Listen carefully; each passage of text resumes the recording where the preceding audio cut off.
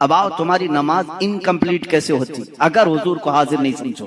نماز پڑھ لیا آپ نے، سورہ فاتحہ بھی پڑھ لی، قرات بھی کر لی، رکوع بھی کر لیا، سجدہ بھی کر لیا، قعدے میں آ کر بیٹھے، قعدے میں آ کر بیٹھے، یہاں اینڈنگ ہے نماز کا، نماز ختم ہونے والی ہے، اب التحیات پڑھتے ہوئے آئے، التحیات للہ والصلوات والطیبات، السلام، کیا کہو گے؟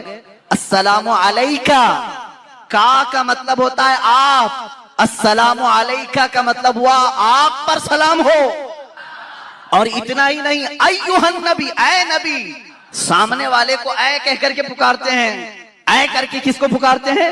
جو سامنے ہو، السلام علیکہ ایھا النبی، اے نبی آپ پر سلام ہو۔ اب یہاں تم نہیں سوچو گے کہ نبی یہاں نہیں ہے تو سلام تمہارے التحیات کا بدل لو، آج سے التحیات کا سلام بدل لو، یوں کہو، میں سکھا بھی دیتا ہوں، السلام علیہ، وہاں کہو علیہ، یعنی سلام ان پر ہو، تمہارا نبی جو تمہارے سامنے نہیں ہے تم ایسے سلام کرو۔ سنیوں کا نبی ان کے سامنے ہم کہیں گے السلام علیکہ، اے نبی آپ پر سلامتی ہو۔ صحابہ نے بھی یہی کہا، تابعین نے بھی یہی کہا، اولیاء کاملین نے بھی یہی کہا، فقہاء نے بھی یہی کہا، محدثین نے بھی یہی کہا، سب پوری امت نے حضور کو سلام پیش کیا، کیسے؟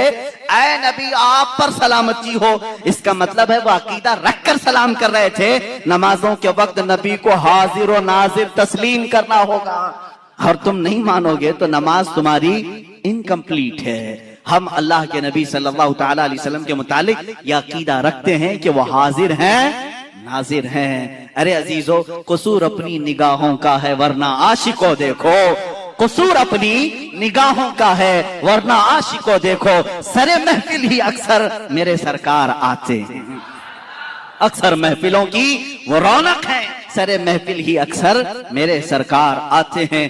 صحابہ اکرام رضوان اللہ تعالی علیہ مجمعین نے اللہ کے نبی صلی اللہ تعالی علیہ وسلم کو بنفس نفیس اپنی جماعتوں میں محسوس کیا ہے، ان کے بعد تابعین نے محسوس کیا ہے، اور جن لوگوں نے حضور پاک صلی اللہ تعالی علیہ وسلم کو دیکھا ہے تو اگر وہ حاضر و ناظر نہ ہو، حاضر نہیں ہو سکتے تو کوئی دوسرا دیکھ کیسے سکتا ہے؟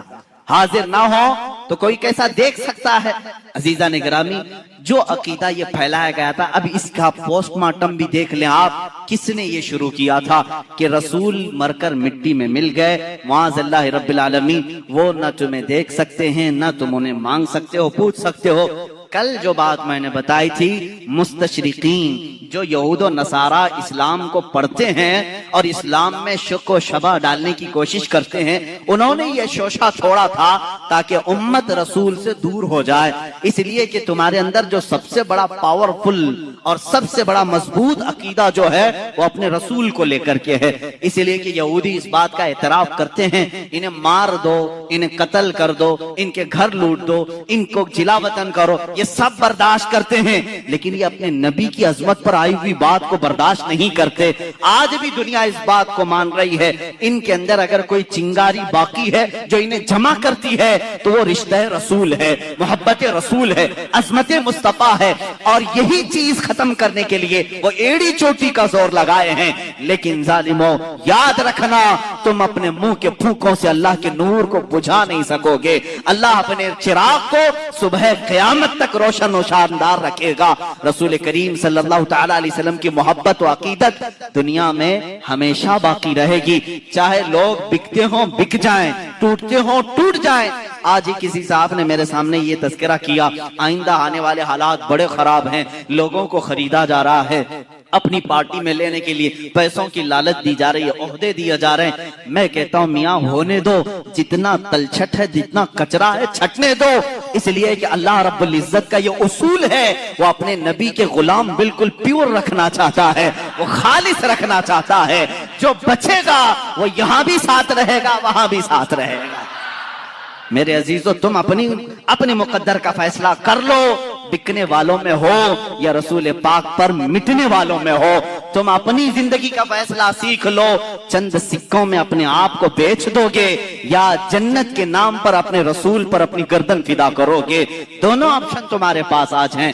آج دنیا اس طرح کے عقیدے لا کر ہمارے درمیان جو ڈال رہی ہے، واحد مقصد ہے کہ رسول کی عظمت ان کے سینوں سے نکل جائے. یہ رسول کو ہلکا سمجھ لے. جیسے لوگوں نے کہا یہ باتیں کس نے کہا تھا؟ قرآن کہتا ہے. نبیوں کے بارے میں پہلے کی امتیں کیا کہتی تھی؟ وَقَالُوا مَا لِهَذَا الرَّسُولِ يَأْكُلُ الطَّعَامَ وَيَمْشِي فِي الْأَسْوَاقِ. یہ رسول کیسے؟ یہ کھانا کھاتے ہیں ہماری طرح، بازاروں میں پھرتے ہیں ہماری طرح، عام بشر ہیں. انہوں نے یہی کہا تھا پہلے کی کفار و مشرکین نے. آج بھی ان کی بولی کچھ لوگ بول رہے ہیں. رسول کچھ خاص نہیں ہے، ویسے ہی ہیں جیسے انسان تھے. ان کو الگ سے کوئی پاور نہیں تھا، الگ ان کا کوئی اختیار نہیں تھا. جب تم یہ عقیدہ ذہن میں رکھو گے تو پھر بات کہاں آئے گی؟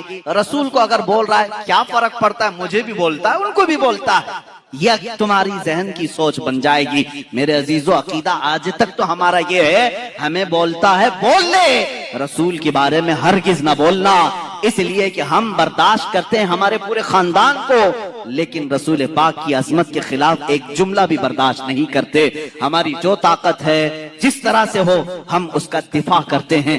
ابھی سننے میں یہ آ رہا ہے فرانس کی حکومت نے پھر رسول پاک صلی اللہ تعالی علیہ وسلم کے گستاخی کے کارٹون بنانے اور توہین آمیز لہجے میں حضور پاک صلی اللہ علیہ وسلم پر ڈسکس کرنے کے یہ مناظر عام کیے. کسی بلڈنگ پر انہوں نے ایک خاکہ لگایا. اسکول میں ایک ٹیچر وہاں پر حضور کے اسکیچ بناتا تھا، کارٹون بناتا تھا، اور وہ تو جہنم واصل ہو گیا.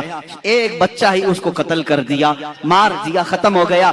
اور گستاخ رسول کی یہی سزا ہے، دنیا میں بھی اور آخرت میں بھی. دنیا میں تو تم نے پا لیا، یہ تو صرف اللہ نے اسی لیے دنیا میں کسی کو اس طرح کی سزا دلوا دی تاکہ ہم جیسے عاشقان رسول کا کلیجہ ٹھنڈا ہو جائے. باقی اس کی جو سزا ہے وہ تو ہم جی بھر کر کے آخرت میں دیکھیں گے، جی بھر کر دیکھیں گے گستاخ رسول کی جو سزا ہے. عزیزان گرامی وقار، میں تمہارے ایمان و عقیدے کے متعلق یہ کہنا چاہوں گا، آج پھر سے امت پر وہی حال آیا ہے جو چند صدیوں پہلے اسپین پر دہرایا گیا تھا.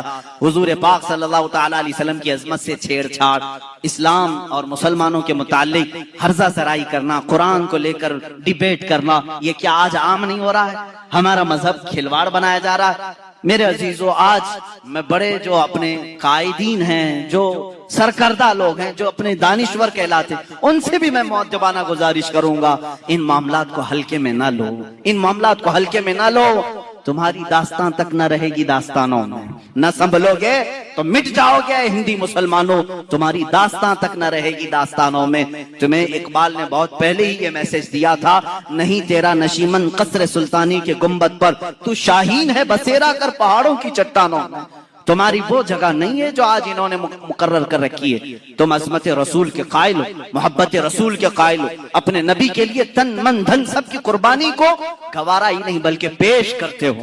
یہ ہمیشہ سے یاد رہے، چند چیزوں پر گیدڑ بھبکی آتی رہے گی اور ڈر کر بھاگنا نہیں. ایک بات سمجھ لیں، رسول پاک صلی اللہ تعالی علیہ وسلم کے لیے ہماری یہ گردن حاضر ہے، حضور پاک کے لیے. اور اس لیے حاضر ہے کہ یہ بہت ہی ہلکا، یعنی ہماری گردن تو ایک ہلکی بوجھ ہی ہے. میں تو سمجھتا ہوں کندھوں پر ایک بوجھ ہے اور کچھ نہیں ہے. لیکن جب یہ میرے آقا صلی اللہ تعالی علیہ وسلم کی عظمت کے لیے نکل جائے، یہی ہلکی گردن ہمیں جنت بھی پہنچا سکتی ہے. سودا کرنا ہو تو عشق رسول کا سودا اسی پر ہوگا، وصول ہو جائے گی زندگی انشاءاللہ العزیز.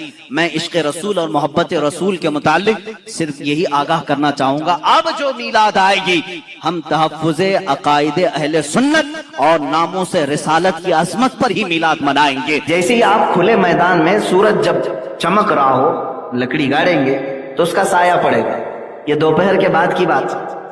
اب دیکھیں سایہ جو ہے کتنا پڑ رہا ہے، اب وہ آپ کو ناپنا پڑے گا. میں نہیں ہوں، لکڑی لگائی، اس کے بعد سایہ یہاں تک آیا، کبھی یہاں تک آیا، کبھی یہاں.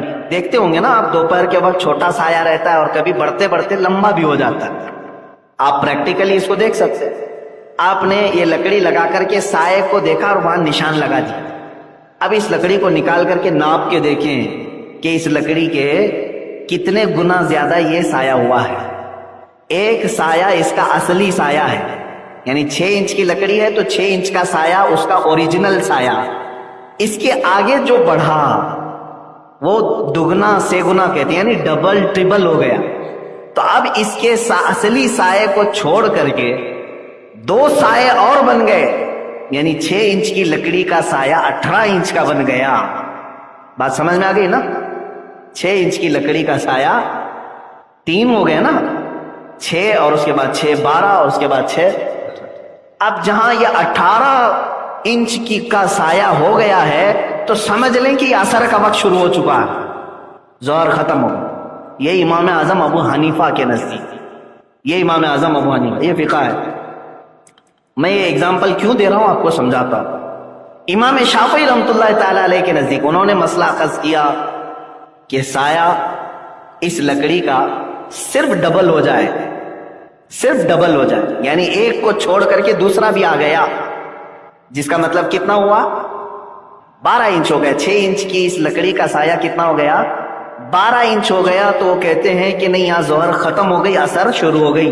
اسی لیے آپ دیکھتے ہوں گے کہ شافعی لوگوں کی عصر جلدی شروع ہوتی ہے، جلدی شروع، کیونکہ یہ جو اختلافی وقت ہے، اب اس کو ٹائم ٹیبل میں لے کر کے آپ جائیں گے. فار ایگزامپل شروع تو ہوا تھا 1 بجے ٹائم، فار ایگزامپل ظہر کا، اب ختم کے متعلق شروع ہونے میں کسی کا اختلاف نہیں، کتنے بجے شروع ہو رہا ہے؟ سورج ڈھل جانے کے بعد وقت شروع ہو جاتا ہے، زوال کے بعد. اب ختم کہاں ہو رہا ہے، اس پر 2 اماموں کا اختلاف، اور وہ بھی ایک ہی حدیث ہے، حضور اکرم صلی اللہ تعالی علیہ وسلم کی حدیث سے ثابت ہے. حضور صلی اللہ تعالی علیہ وسلم کی 2 حدیثیں ملتی کہ جبرائیل امین آئے، جبرائیل امین علیہ السلام آئے ایک دن، 5 وقت کی نمازیں انہوں نے حضور صلی اللہ تعالی علیہ وسلم کے ساتھ پڑھی اول وقت میں. اول وقت کا مطلب جب نماز کا وقت شروع ہو رہا ہے. دوسرے دن وہ آئے حضور صلی اللہ علیہ وسلم کے ساتھ 5 وقت کی نمازیں پڑھے، ہر نماز کے لاسٹ ٹائم پر. تو یہ بتانا تھا کہ ہر نماز کا ٹائم کب سے شروع ہو کر کب ختم ہوتا ہے.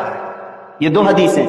تو اس حدیث میں جو ظہر کا لاسٹ ٹائم بتایا گیا ہے، ظہر کا لاسٹ ٹائم بتایا گیا ہے، اس میں ورڈ یہ آیا ہے کہ ہر چیز کا سایہ ڈبل ہو جائے، 2 گنا ہو جائے، ہر چیز کا سایہ 2 گنا بڑھ جائے. تو یہ ایک ہی لفظ آیا حدیث میں. تو امام شافعی نے کہا لکڑی کا ڈائریکٹ 2 ہو جائے. امام اعظم ابو حنیفہ نے کہا نہیں، لکڑی کا اوریجنل سایہ چھوڑ کے ڈبل ہو جائے.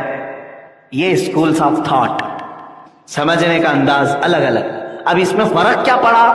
میں نے لکڑی گاڑ کر کے دیکھا 4 بجے یعنی 3:30 بجے، آج کے دن کے حساب سے 3:30 بجے 12 انچ ہو جا رہا ہے. تو اس کا مطلب امام شافعی کے نزدیک عصر شروع ہو گئی کتنے بجے؟ 3:30 بجے، یعنی ظہر ختم ہو گئی. لیکن 4 بجے تک 18 انچ کا ہو رہا ہے. ایک ایگزامپل، 4:15 بجے کے بعد 18 انچ. تو 4:15 بجے، پونا گھنٹہ اور گزارنے کے بعد امام اعظم کے ہاں عصر شروع ہوئی. اب مجھے بتاؤ، یہ 3:30 سے لے کر 4:15 کا جو ٹائم ہے یہ اختلافی ٹائم ہو گیا. امام شافعی کے نزدیک وہ عصر کا ٹائم ہے، اور امام اعظم ابو حنیفہ کے نزدیک ابھی وہ ظہر ہی چل رہی ہے. بات سمجھ میں آ رہی؟ اب اگر کوئی بندہ یہ کہے میں دونوں اماموں کو فالو کرتا ہوں، میں دونوں اماموں کو فالو کرتا ہوں، تو وہ کیا کرے گا معلوم ہے؟ 3:30 بجے کے بعد آئے گا، ظہر پڑھ لے گا امام اعظم کے نزدیک. ابھی ظہر چل رہی ہے نا، 4:15 بجے تک ظہر چلے گی. تو امام اعظم کے فقہ پر وہ ظہر پڑھے گا 3:30 کے بعد، 3:35 3:40 پہ ظہر پڑے گا، اور پھر فوراً کھڑے ہو کر کے عصر بھی شروع کر دے گا کہ نہیں، امام شافعی کا وصل کا وقت شروع ہو چکا ہے. تو وہ اپنی طبیعت کو اس میں داخل کرے گا. اس لیے میرے عزیزو، عوام الناس کس کو فالو کریں، کس کو فالو کریں؟ آپ کون سے امام کی تقلید کریں؟ یہی مسئلہ میں بتانا چاہ رہا تھا. علماء اور محدثین اور فقہاء نے فرمایا ہر جگہ کے عوام کے لیے مسئلہ یہ ہے کہ جس فقہ کے علماء ان کے علاقے میں زیادہ ہیں اسی فقہ کو فالو کرے. بات سمجھ میں آ رہی؟ آپ کے علاقے میں اگر امام اعظم ابو حنیفہ کی تقلید کرنے والے علماء زیادہ ہوں تو عوام بھی وہی فقہ کو فالو کرے. اس لیے کہ تم ڈائریکٹ مسائل نہیں سمجھ سکو گے. اگر کہیں پیچیدگی آئے گی تو پوچھو گے کس سے؟ امام اعظم سے، امام اعظم ابو حنیفہ سے پوچھو گے جا کر؟ نہیں، بلکہ تمہارے دور زمانے میں موجود جو علماء ہیں انہی سے سوال کرو. آپ اتر پردیش میں رہنے والا، کوئی یو پی میں رہنے والا، اکثر علماء جتنے بھی علماء ہیں وہاں سب حنفی ہیں، سب حنفی ہیں، فقہ حنفی کو ماننے والے. وہاں کوئی اٹھا اور کہا کہ نہیں میں آج سے شافعی بن جاتا ہوں، امام شافعی کو فالو کرو، تو اس کی اتنی کیپیسٹی نہیں کہ نماز کے مسائل، روزے کے مسائل، حج کے مسائل وہ امام شافعی کے کہاں سے ڈھونڈ کر کے لائے گا؟ پھر علماء کے پاس اسے جانا پڑے گا، تو وہاں جو موجود علماء ہیں وہ فقہ حنفی کے علماء ہیں، تو اسے ایسے فقہ کو فالو کرنا ہوگا جو اس کے علاقے میں، اس کے زمانے میں جس فقہ کے علماء زیادہ ہیں۔